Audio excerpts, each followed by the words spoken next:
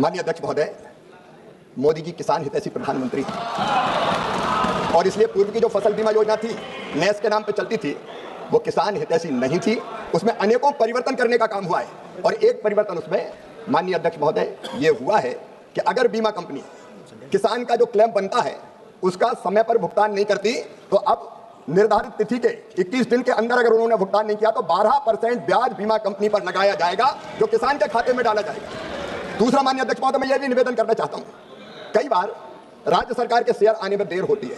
कुछ सरकार तो ऐसी हुई जिन्होंने शेयर कह दिया कि हम किसान का देंगे और दिया ही नहीं। जैसे आंध्र में जगन जी की सरकार थी तो मामला अटक गया था। अब हमने यह तय कर दिया कि राज्य सरकार अपना शेयर दे ना दे, केंद्र सरकार अपने शेयर डाल देगी और राज्य सरकार भी शेयर देने में अगर देर करेगी तो 12% ब्याज उस पर भी लगेगा और किसान के खाते में वो डाला जाएगा। ये व्यवस्था भी मोदी जी की सरकार ने करने का काम किया है। और माननीय अध्यक्ष महोदय, हमने ये भी तय कर दिया है कि जो राज्य सरकारें लोकप्रिय निर्णय ऐसे करते हैं कि हम देंगे किसान का पैसा, वो किसान का पैसा निर्धारित अवधि के अंदर उनको देना पड़ेगा। कई बार देते नहीं, जैसे आंध्र प्रदेश में जगन की सरकार ने 3 साल दिए नहीं, किसान फंस गया, लेकिन वो भी अब निश्चित समय सीमा में उनको देना होगा, तभी बीमा माना जाएगा।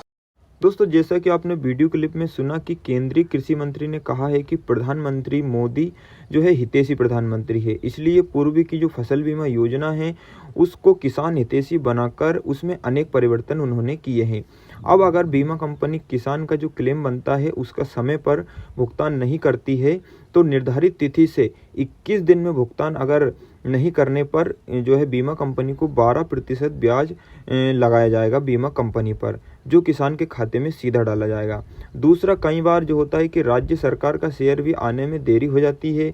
राज्य सरकार भी अगर शेयर देने में देरी करती है तो राज्य सरकार पर भी 12% ब्याज लगेगा, जो सीधे किसानों के खाते में डाला जाएगा। तो ये बहुत ही बड़ी जो है खबर किसानों के लिए निकल कर आ रही है कि यदि बीमा कंपनी देर करती है तो बीमा कंपनी पर भी 12% ब्याज लगाकर किसानों को क्लेम दिया जाएगा। साथ में यदि राज्य सरकार शेयर देने में देर करती है तो 12% ब्याज लगाकर राज्य सरकार का जो है पेमेंट वो भी किसानों के खाते में डाला जाएगा। तो ये एक जो फसल बीमा है उसमें काफ़ी अच्छी एक जो प्रोसेस है वो ऐड की गई है, जिससे किसानों को काफ़ी बेनिफिट होने वाला है। बहुत से क्या होता है कि किसान क्लेम तो कर देते हैं परंतु क्लेम की जो राशि है वो किसानों के खाते में नहीं आती है, अधिकतर ऐसा ही होता है। तो ये यहाँ से थोड़ा सा किसानों के लिए बेनिफिट होने वाला है कि यदि किसान ने क्लेम कर दिया और बीमा कंपनी ने निर्धारित तिथि के बाद में 21 दिन तक अगर भुगतान नहीं किया है तो 12% ब्याज के साथ में फिर केंद्र सरकार उसका भुगतान करवाएगी बीमा कंपनी से और 12% का ब्याज भी साथ में